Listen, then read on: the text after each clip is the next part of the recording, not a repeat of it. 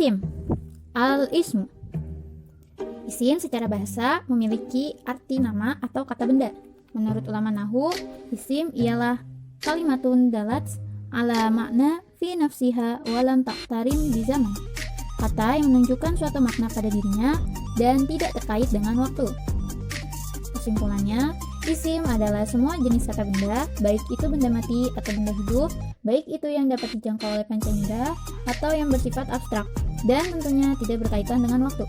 Contoh isim seperti nama orang, kata sifat, kata tunjuk, dan kata ganti.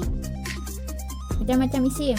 Isim terbagi menjadi isim jenis, yang dimana isim jenis itu sendiri terbagi lagi menjadi muzakkar dan muannas. Muzakkar adalah kata benda yang menunjukkan arti laki-laki baik manusia, hewan, ataupun benda mati yang dikategorikan sebagai muzakkar. Contoh, Muhammadun, Ahmadun itu untuk manusia, dan Qalamun, kitabun untuk benda mati. Muannas adalah kata benda yang menunjukkan arti perempuan baik manusia, hewan, ataupun benda mati yang dikategorikan sebagai muannas. Contoh, Aisyah untuk manusia, Madrasatun, Sayyiratun untuk benda mati. Yang kedua ada isim bilangan. Isim bilangan terbagi menjadi isim mufrad, isim musanna, dan isim jamak. Isim mufrad adalah kata tunggal. Contohnya al-muslimu, seorang muslim, al-qalamu, sebuah pulpen. Isim musanna adalah kata yang terdapatnya nilai 2 atau ganda. Contoh, al-muslimani, 2 orang muslim, al-qalamani, 2 buah pulpen. Isim jamak adalah kata yang terdapat nilainya lebih dari 2, seperti 3, 4, dan seterusnya. Isim jamak terbagi menjadi 3, yaitu jamak muzakkar salim, jamak muannas salim, jamak taksir. Jamak muzakkar salim contohnya al-muslimuna, 3 orang muslim. Jamak muannas salim contohnya al-muslimatu. Dan jamak taksir, jamak ini tidak memiliki aturan baku seperti yang muzakkar salim dan muannas salim. Fi'il. Al-fi'lu. Al-fi'lu atau fi'il secara bahasa memiliki makna perbuatan atau kata kerja. Menurut istilah dalam ilmu nahwu, ialah kalimatun da'at salaya makna fi nafsiha waqtaronat bizaman. Fi'il adalah kata yang mengandung sebuah makna yang ada pada dirinya dan berkaitan dengan waktu. Setiap kata yang berkaitan dengan waktu, yaitu telah, sedang, akan, maka disebut fi'il, baik itu kata kerja maupun kata sifat. Fi'il secara sederhana adalah kata kerja. Namun, tidak semua fi'il adalah kata kerja, tapi setiap kata kerja pasti fi'il. Macam-macam fi'il. Pertama ada fi'il madhi, yaitu kata kerja untuk masa lampau. Contohnya, jalasa, telah duduk. Kedua ada fi'il mudhari, yaitu kata kerja yang memiliki arti sedang melakukan sesuatu. Contohnya, yajlisu, sedang duduk. Yang ketiga ada fi'il amr. Fi'il amr adalah kata kerja untuk perintah. Contohnya, ijlis, duduklah. Huruf, al-harfu. Pengertian huruf. Huruf dalam bahasa Arab maksudnya bukan seluruh huruf hijaiyah, namun huruf-huruf yang memiliki arti. Makna huruf bisa berubah sesuai konteks kalimatnya, karena huruf ini tidak bisa berdiri sendiri. Dalam ilmu nahwu, huruf adalah jenis kata yang tidak sempurna maknanya kecuali disertai kata lain. Contoh huruf, pertama ada satu huruf hijaiyah yang memiliki arti. Alif artinya apakah, ba artinya dengan, tak bisa digunakan untuk sumpah. Selain bersumpah dengan kata wallah, kita juga bisa bersumpah dengan kata ta'allah. Fa artinya makna, sa artinya akan, ka artinya seperti, lam artinya untuk, dan wa artinya dan. Kedua, ada dua huruf hijaiyah yang memiliki arti. Min artinya dari, an artinya dari, fi artinya di, lan artinya tidak akan, dan lam artinya tidak atau belum. Yang ketiga ada 3 huruf hijaiyah yang memiliki arti. Ada ila artinya ke, ala artinya di atas, dan saufa artinya akan. Jumlah ismiyah. Jumlah tuh al-ismiyah tuh. Jumlah ismiyah ialah kalimat yang dimulai dengan isim atau kata benda. Jumlah ismiyah mempunyai subjek dan predikat, di mana subjek ini adalah kata benda. Subjek pada jumlah ismiyah disebut mubtada, predikat pada jumlah ismiyah disebut khobar. Biasanya, mubtada pada jumlah ismiyah adalah marfu', begitu pula khobar, jika tidak ada huruf yang membuat ia majrur. Contoh, al-kursiyu maksurun, kursi itu patah atau rusak. Al-mudarrisu waqifun, guru itu berdiri. Jumlah fi'liyah. Al-jumlatu al-fi'liyatu. Jumlah fi'liyah ialah kalimat dalam bahasa Arab yang dimulai dengan fi'il atau kata kerja. Jika jumlah ismiyah itu dimulai dengan kata benda, dan jika jumlah fi'liyah itu dimulai dengan kata kerja. Jumlah fi'liyah terdiri dari 3 bagian, yaitu fi'lun, fa'il, dan maf'ul bih. Ketika mengungkapkan aktivitas dengan jumlah fi'liyah, kita menggunakan fi'il yang mufrad, walaupun fa'ilnya jamak. Contoh, gue salat Aminatu as-sauba. Aminah mencuci baju. Gue salat di sini adalah fi'lun, Aminat adalah fa'il, dan as-sauba adalah maf'ul bih. Contoh kedua, dakhalatit thalibatul fasla. Siswi-siswi itu masuk ke kelas. Dakhalati di sini adalah fi'lun, at-thalibatu di sini adalah fa'il, dan al-fasla adalah maf'ul bih. Sekarang kita masuk ke i'rab. Macam-macam i'rab. I'rab berdasarkan alamatnya, yaitu ada 4. I'rab rafa, i'rab nasab, i'rab khafat atau jar, dan i'rab jazm. I'rab menurut kata pengganti. I'rab rafa, huruf penggantinya adalah waw, nun, dan alif. I'rab nasab, huruf penggantinya adalah ya, kasroh, alif, dan hatfun nun atau membuang nun. I'rab khafat, huruf penggantinya adalah ya dan fathah. Dan i'rab jazm, hazmun nun atau membuang nun, dan hadfu harfil akhir atau membuang kalimat terakhir. Contoh dari i'rab rafa. Contoh domahnya ada yu'alimu al-ustazu at-tulaba. Antunum muslimatu as-sadaqa ar-rusulu huwa yazhabu. Contoh wawunya ada ja'al muslimuna ja'a akhuka. Contoh alifnya al-muslimani qaimani. Alif menjadi tanda i'rab rafa pada isim tasniyah, dan contoh nunnya ada yaf'alun, yaf'alan, taf'alin, taf'alun, dan taf'alan. Nun menjadi i'rab rafa pada fi'il 5 yaitu wazan. I'rab nasab.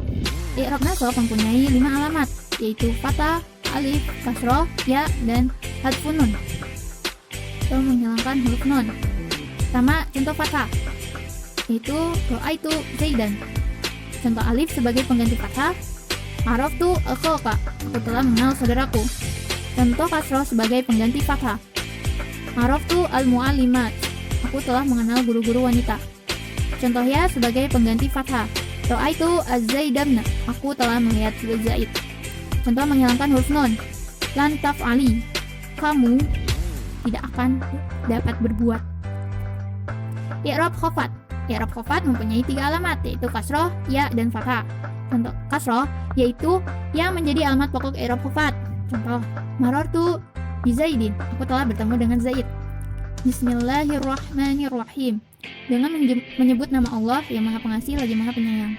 2. Ya sebagai pengganti kasroh. Contoh marartu bi Zaidain, aku telah berjumpa dengan 2 Zaid. Marartu bi Zaidin, aku telah berjumpa dengan Zaid banyak.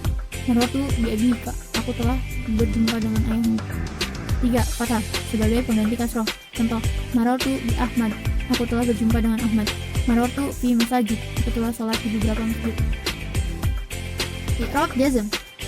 I'rab jazm mempunyai 2 alamat, yaitu sukun dan membuang. Maksudnya, i'rab jazm itu mempunyai 2 tanda, yaitu sukun yang menjadi tanda pokok dan membuang atau menghilangkan nun, tanda rofa, dan huruf ilat. Contoh yang pertama, sukun yang menjadi tanda pokok seperti lam yang sur, lam yadrib, lam yakun. Contoh kedua, membuang nun, tanda rofa seperti lam yaf'ala, lam taf'ala, lam yaf'lu, lam taf'alu, dan lam taf'ali. Contoh ketiga, membuang huruf ilat seperti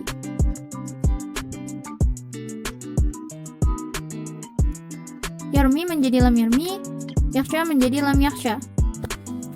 Selanjutnya, kita masuk ke domir. Domir atau kata ganti adalah isim ma'rifat yang fungsinya sebagai kata ganti kalimat, seperti aku, kita, kami, dia, mereka, dan lain-lain. Pembagian domir. Domir terbagi menjadi 2, itu ada domir baris dan domir mustatir. Domir baris adalah domir yang lafaznya nampak dan jelas ketika kita ucapkan. Sedangkan domir mustatir yaitu domir yang lafaznya tersembunyi dan hanya bisa diketahui ketika kita ucapkan.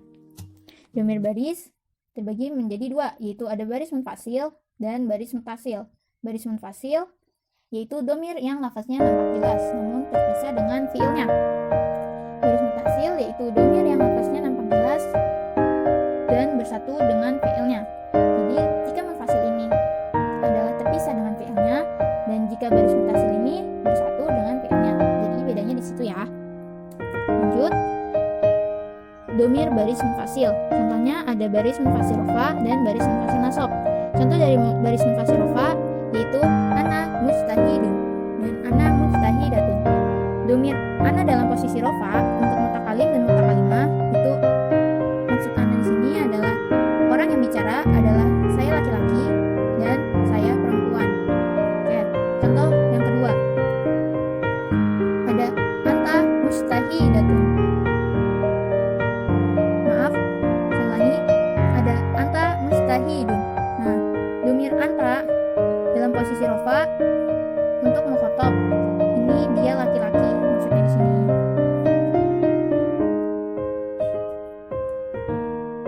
Contoh baris munfasil nasab itu ada iyaka, iyana, iyaya, iyaha, iyakuma, iyahuma, iyahum, iyakum, iyaki, iyakunna, dan iyahu. Nah, kita masuk ke baris munfasil. Baris munfasil terdapat menjadi dua, terbagi menjadi dua. Itu ada baris munfasil rofa dan baris munfasil nasab dan majrur. Contoh dari baris munfasil rofa yaitu fahim ta. Domir ta di sini berharokat fathah, berada di posisi rofa untuk mukhotob tunggal. Artinya kamu laki-laki. Lanjut, contoh kedua ada fahim tum. Domir tum ada huruf ta domah berada di posisi rofa untuk mukhotob. Artinya kalian laki-laki. Contoh baris munfasil nasab dan majrur. Akromani al ustazu itu adalah mansub dan kita dijadidun itu adalah majrur.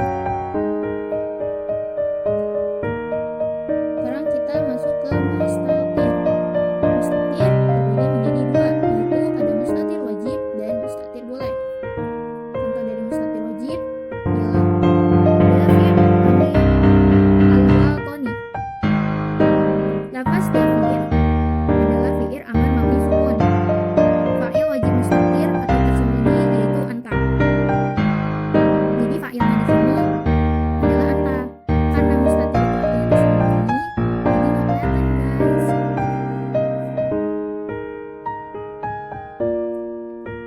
Contoh kedua itu ada tashkurullaha ala ni'matahi. Lafaz tashkur adalah fi'il mudhari marfu, tanda rufanya adalah doma. Fa'ilnya wajib mustatir yaitu anta. Jadi di sini mustatir